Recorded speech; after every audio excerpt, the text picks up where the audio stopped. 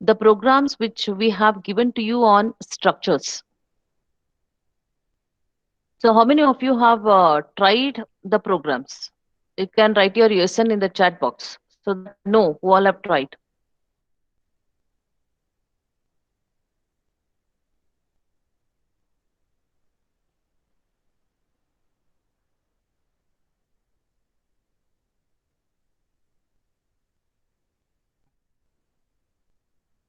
Okay, I'm getting some USN in the chat box. Good that you have tried.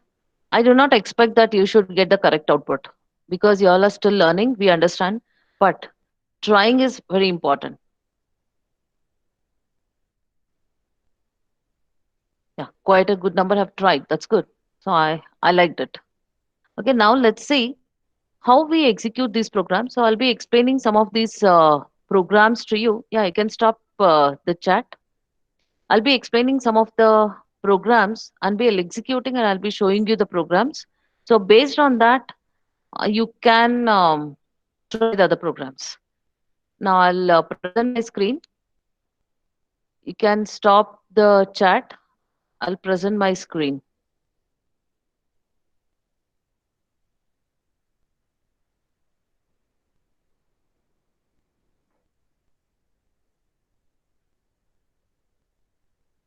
Yeah, these are the list of programs that we had given to you. So yesterday, again, there was a class on structures where sir explained one program, and he also showed you how you can write the program with the functions, without the function, how you can pass it to the functions and so on. So today, let's see.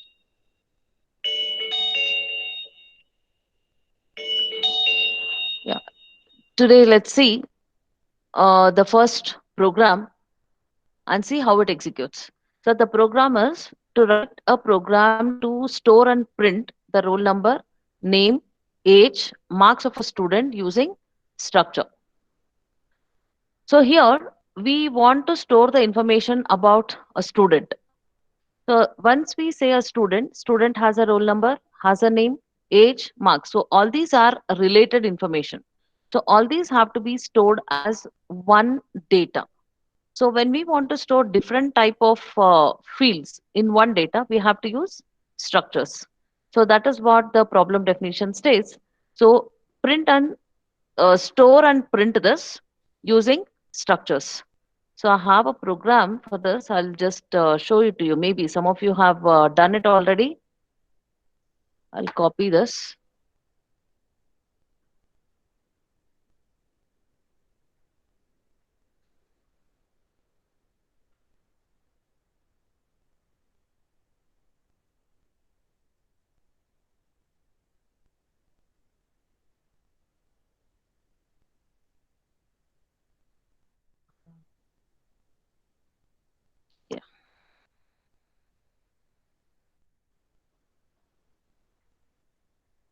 Yeah. This is the program. So in the problem definition says store and print. So here I have created a structure student which has a roll number which is of integer data type, name which is a character array, age and marks are of integer type. So I'm just performing the operation for one student. So I'm declaring S as a variable of struct student type. So when we declare variables of this type, memory will be allocated for the variable S. Remember, here whatever we have written, struct student and int roll number, so all this is called structure definition. So memory is not allocated for the structure definition. It's called structure definition or structure template. Memory gets allocated for the variable S. So how is it? So you will have the memory allocated like this.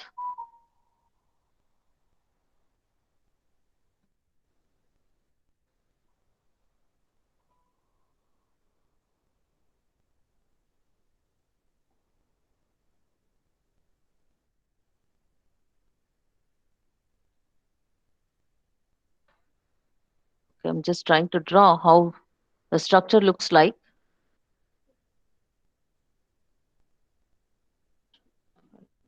yeah. So this is how the memory will be allocated for the variable s. So this is the variable s, and here you will have the memory allocated for the roll number, and this is for the name, and this is for what else we had? Age. So this is age and whatever other field we had. Okay, now to access the roll number, you will be writing s dot r, s dot name, s dot age. Then you had some other field, so this will be that field. So this is how the memory will be allocated.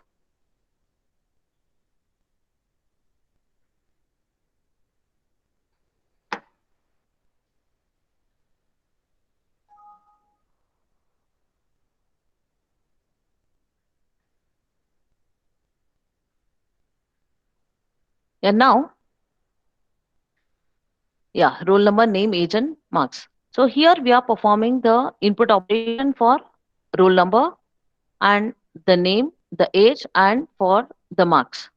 Observe, I have written ampersand s dot roll number because roll number is an integer. Ampersand s dot age because age is an integer. Marks is also an integer, so I have written ampersand here. But for the name, we do not write the ampersand symbol because name is the name of the array. That itself is a pointer. So when we write the ampersand symbol, we are trying to access the address of that variable. But here, the word name, N-A-M-E, name, itself is giving us the address. So we do not write the ampersand symbol. So input the values for all this. Then here we are printing the roll number, the name, age, and the marks. We'll just run and see how this works. So enter the roll number. I'll enter as 10. The name, I will write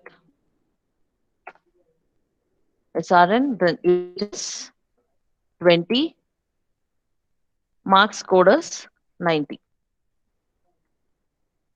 You can see this is the output. So roll number is 10, name is SRN, age 20, then marks code is 90. So here, this is how we can input and output. So this is a program which is very much similar to what we had done in the yesterday's class. So have any doubts, you can chat.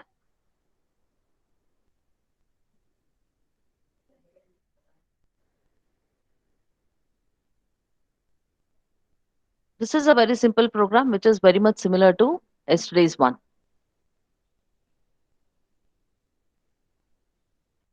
I'm assuming no doubts.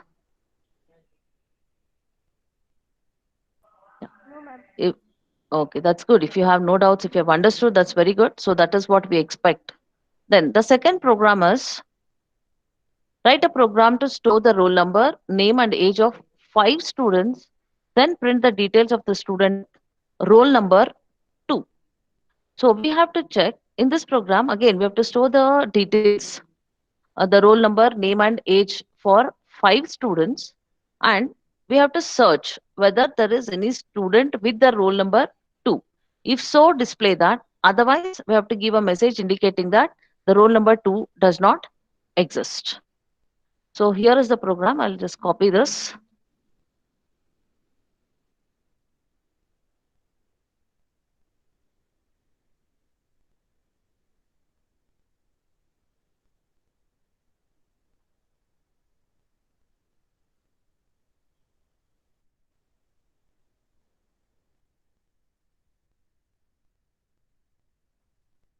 Yeah, here's the program.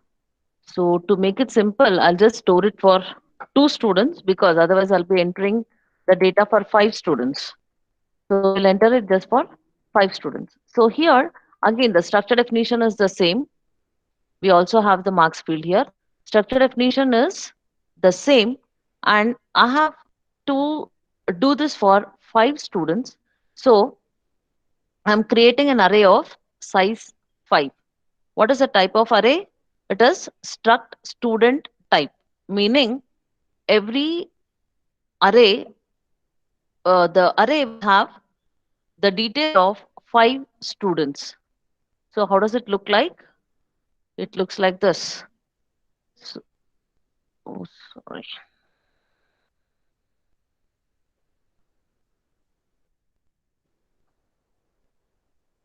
This is how the array will be. So you have the array for 5 students. Okay. So this is S of 0 student, 1 student, 2 student, and 3 and 4 student. So this will be S of 0, S of 1, S of 2, S of 3, and S of 4. So we have created an array for 5 students. And every student will have the, just adjust with the diagrams, the lines and all are not coming clearly. Okay, every student will have roll number, every student has name, every student has age, and every student has marks. So this is how the array will be. So when we refer to S of 0 dot R, we are referring to the roll number of the 0th student. S of 0 dot name, we will be referring to the name of the 0th student, and so on. So S of 1 dot R, you are referring to this field. S of 1 dot name, this field, and so on. So this is how the array looks like. Now we'll see how to write the program for this. Yeah. So here I'm using structure student. As I told, this is an array of size 5. Then somebody is disturbing. Mute yourself. Yeah. S of I dot. Yeah. Here what you have to say is I is equal to 0. I is less than 2. I plus plus is my loop. So initially I will be 0.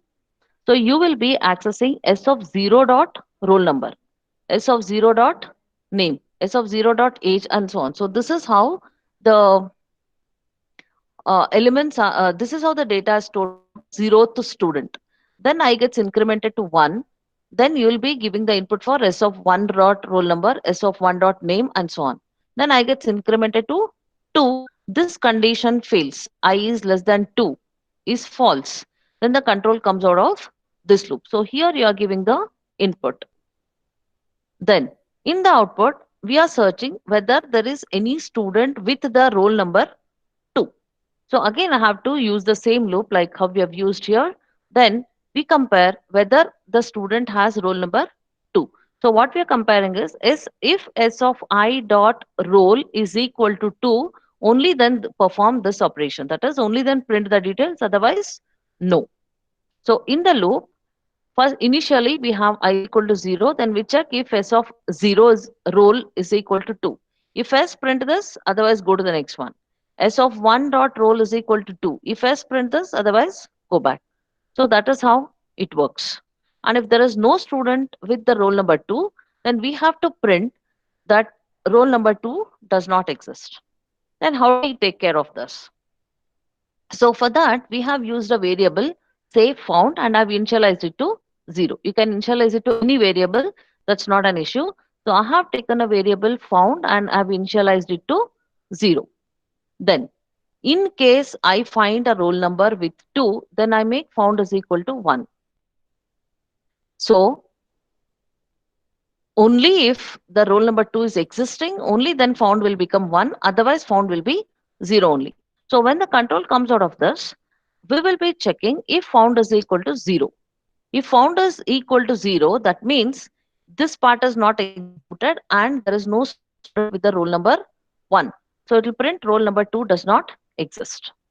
If roll number has become 1, then this condition fails and there is no other statement to be displayed. Let's run this program and see how it works. Enter the roll number. So I will enter the roll number first as 1. The name is Verity. Age is 20. Then marks is 90. Then enter the roll number. Now I'll enter the roll number as 2. Then name is ASDF, age is 16, then marks is 80. Now we expect that only the second details will be should be displayed. Yeah, you can see that roll number 2, name is ASDF, age 16 and marks 80. So this is what is displayed. Now we'll run once again and see what it displays if there is no roll number 2. So the roll number is 1, age, name is Quetty, age 20, marks 90. Then I'll enter the roll number 4, name is something, age 18, marks 8080. Yeah, it is showing roll number 2 does not exist. So we have to take care of both the conditions. That is, the roll number may or may not be existing. So we have taken care of that. So after entering this, we had entered roll number 4 and roll number 1. So it shows roll number 2 does not exist. So this is how it works.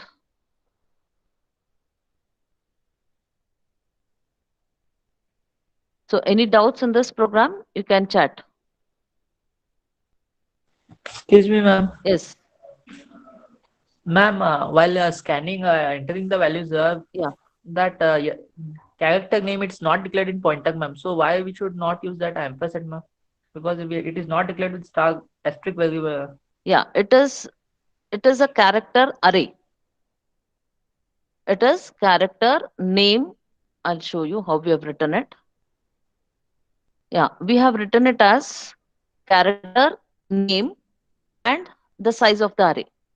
So since name, NAME, it can be any name. So even this, so in this case, A is the name of the array, right?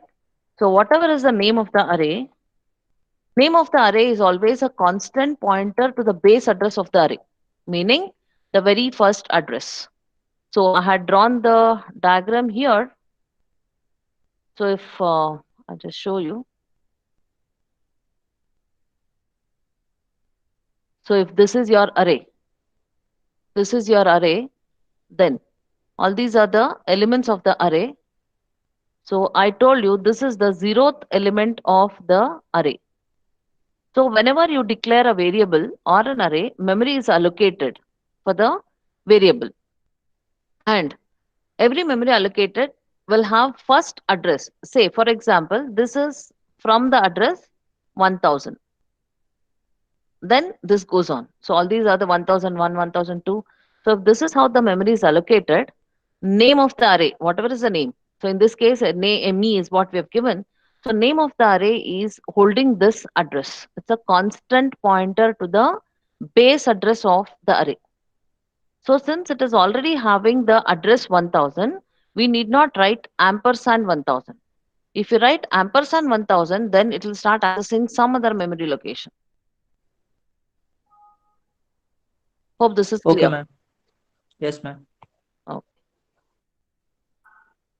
That's why we should not write ampersand here because this itself is the address. So what you're trying to do by writing this ampersand s of I, we are trying to access the address of s of ith element. But here name is already holding the address, so we do not write the ampersand symbol here. Hope that's clear. Ma'am, Yeah, tell ma'am, me. can we write like if initially only we enter the 5 students details and then No, no, I have some disturbance. Yeah, tell me. ma'am initially Mega, there's a lot of disturbance from your side. Mute yourself and chat. Type in the chat box. okay ma'am.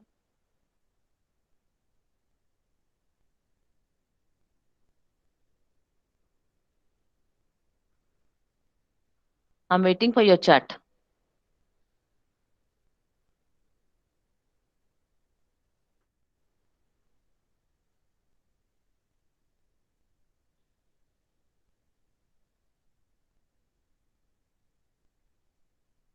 Yeah, by then, if anybody else has any other doubts, you can either ask the doubt or you can chat.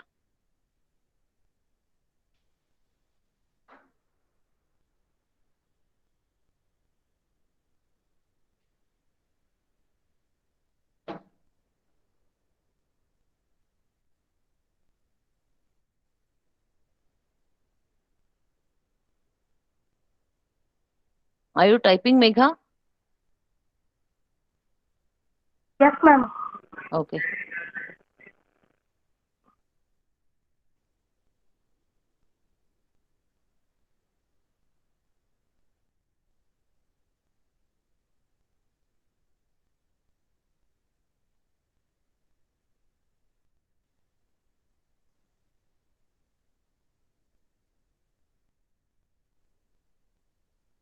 If we use initially enter 5 student details, then we want only roll number 2 students. Yeah, you can enter any number of students. The thing is, you can enter any number of students. You're searching for a student with roll number 2. Yes, ma'am. Okay, that is what we were doing in the program here. So here we are searching for a student with roll number 2. If S of I dot roll number is equal to 2, then you are displaying the details, otherwise no. So how does it work? So initially in this loop, initially I will be equal to 0. In the next iteration, I becomes 1. In the next iteration, I becomes 2.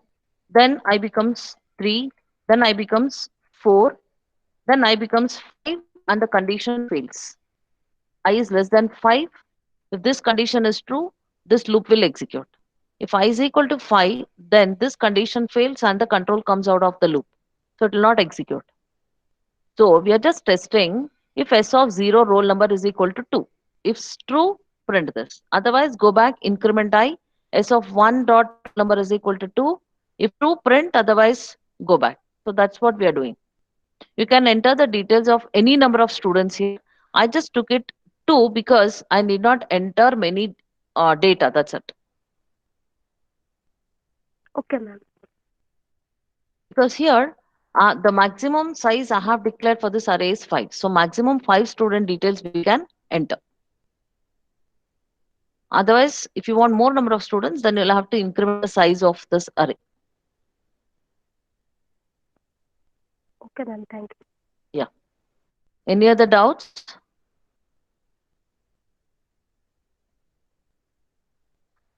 Ma'am, rather than giving I greater than 2, can we give I is equal to 2?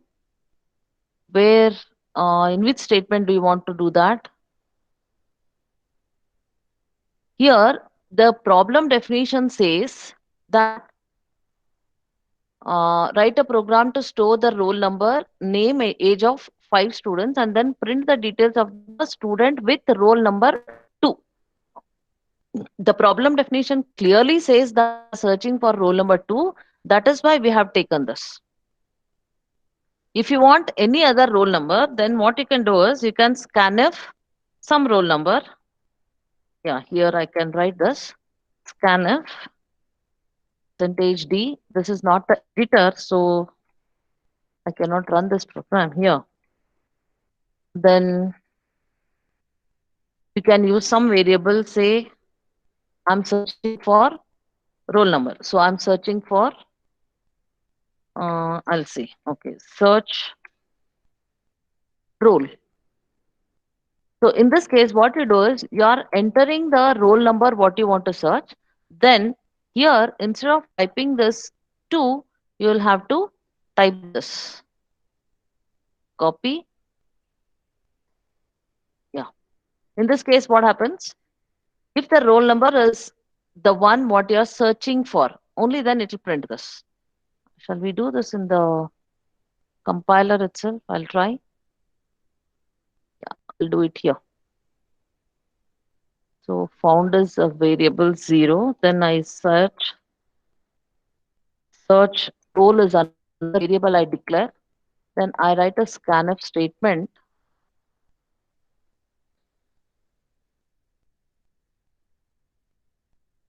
scanf percentage d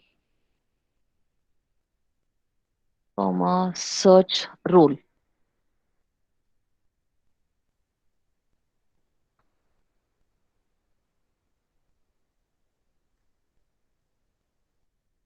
Then now this is the roll number I'm searching for. Okay, if I get this roll number, then it will print. Otherwise, no. Okay, we'll see. We'll run this. We'll have to enter the roll number that we want to search. Just run this program and see. Yeah, it takes two roll numbers. Okay, before the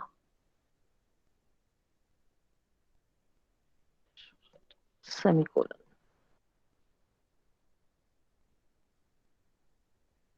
Enter the roll number. I'll enter the roll number as 2. The name is something. Age 20. Marks 60. Now I will enter the roll number as 6. Name something. Then age is which I've entered earlier 20. So now I'll enter it as 80. Marks is 90. Now there's one more statement. I have to search for this roll number. So I will search for the roll number 6. Now we can see that roll number 6, name is this, age 18 and marks is 90. So here, as the problem definition was asking to search for the roll number 2, we had written 2. Otherwise, you can write anything. So whatever spelling you have written here, the same thing you have to write. So the search was wrong here, the spelling. So the same thing I've copied. Okay, this variable I've declared here. I'm entering the roll number to search for. And if it's equal to this, then it will print. Otherwise, no. Hope this is clear now.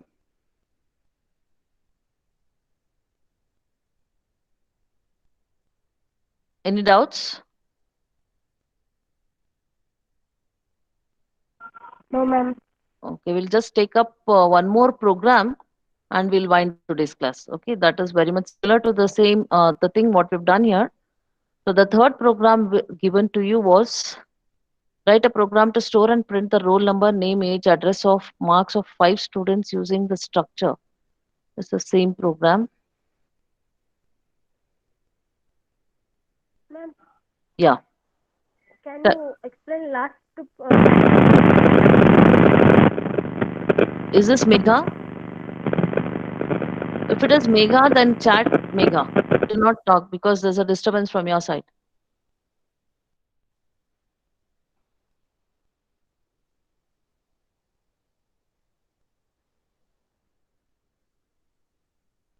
Yeah, the next program is to, I'll come back to you, Megha.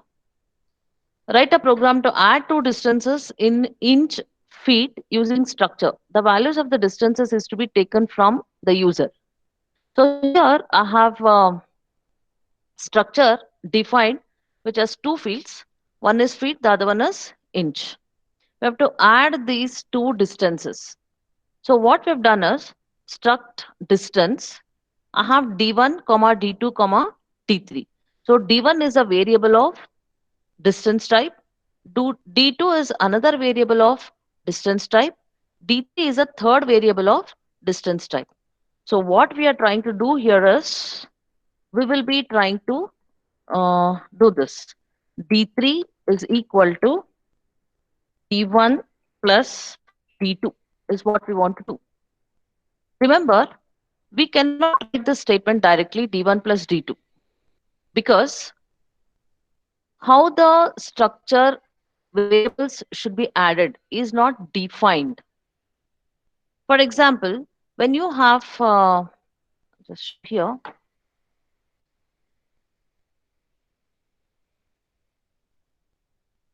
yeah, when you have two variables, say if they're of integer type, this is not my handwriting, this is how the mouse works. Okay, even mine is not good as this much also. So you can write int is a c is equal to a plus b. This is okay. If a, b, c are all integers, you can write c is equal to a plus b because C compiler defines how two integers should be added. If a, b, c are all float, you can write this statement because the C compiler defines how the two floats should be added and stored in the third variable. Even if these are double type or long type, you can write this. But if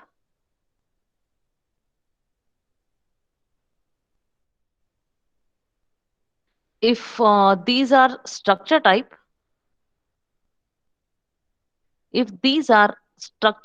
then structure the addition operation on structure type is not defined by the compiler. The reason is structure is a user defined data type. C does not know what is your structure. C does not know what you want to do with the structures. So we, the users, have to define how the addition has to be done. So writing a statement like D1, where did it go? Okay. Writing a statement like D3 is equal to D1 plus D2 is not possible because the C compiler does not understand how this should be added. So, since this is a user defined data type, we the users should define the operations on this data type also. So here what we've done is I have okay, I don't need this statement actually. Yeah, enter distance 1. I'm entering d1 dot feet, d1 dot inch. Enter distance 2, d2 dot feet and d2 dot inch. Remember how we add the two distances.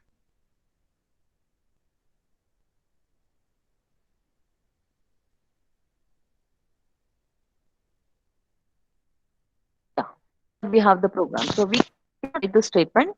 So we have input here, then we have to add the feet and the inch. Remember, whenever we are writing distances, we do not write the inch greater than 11.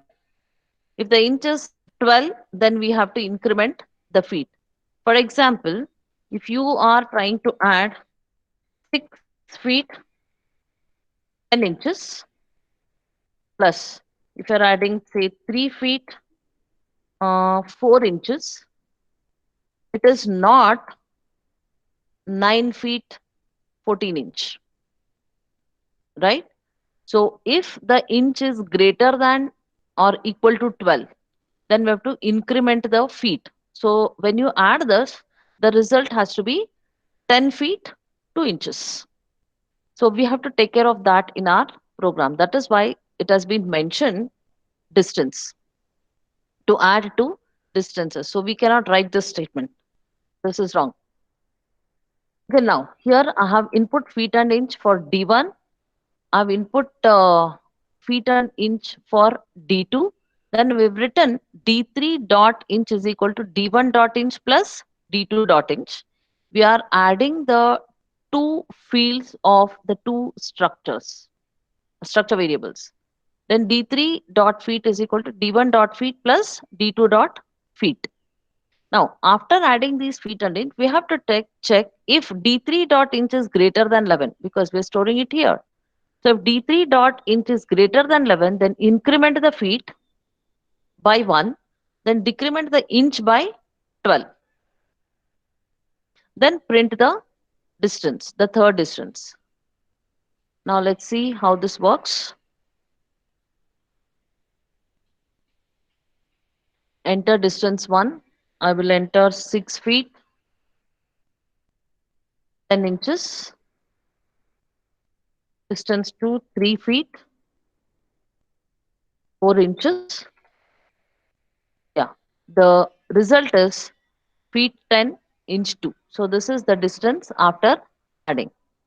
So when we say add two distances, it is not just mere addition of the two fields of the structure. You have to take care of the logic. You have to take care of how mathematically it works. So if you just add the fields, it will be 9 and 14. But the result should not be 9 and 14. It should be 10 feet and 2 inches. That is 10, 2. So that care has been taken here. Observe the condition I've written. So D3 dot inch is greater than 11. Then increment the feet, decrement the inch by 12. Hope this is clear. Any doubts?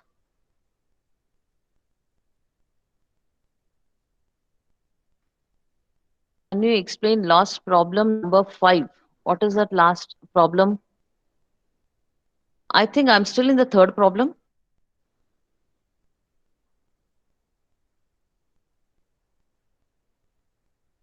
Yeah, here we have something. Yeah, problem number 5.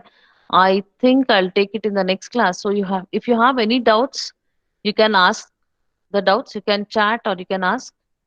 And anyway, this record will be sent to you. And I'll also share the programs I have executed for all this. So try to understand those programs by executing on your own. So from next class, we will not be working with structure. We'll be working with pointers. So that is what is our plan. So you should make yourself comfortable with structures now by executing more number of programs. I think Vishal, you have any doubt?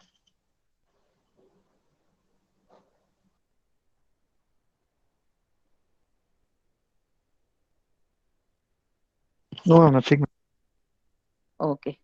So if anybody has any doubt, I'll solve that. Then we will end the class for today.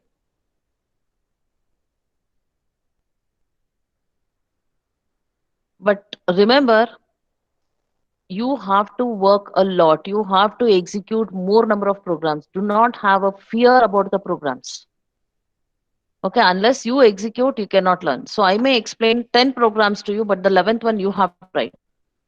It's impossible that we explain all the programs. And a single program may be written in different ways with different logics. Right? So you all have to practice programming. So keep executing the programs. As I've told you, every class of yours, every DS class of yours is a preparation for your placements. With this knowledge, you'll be going for your placement. So we are trying to train you the maximum. Okay, so tomorrow's class, I'm planning to take pointers.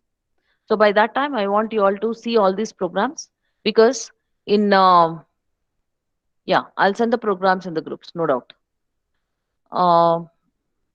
Because when we start with data structures, actually, we have not started with data structures still. So when we start with data structures, you have full of programs, and every program has structures and pointers.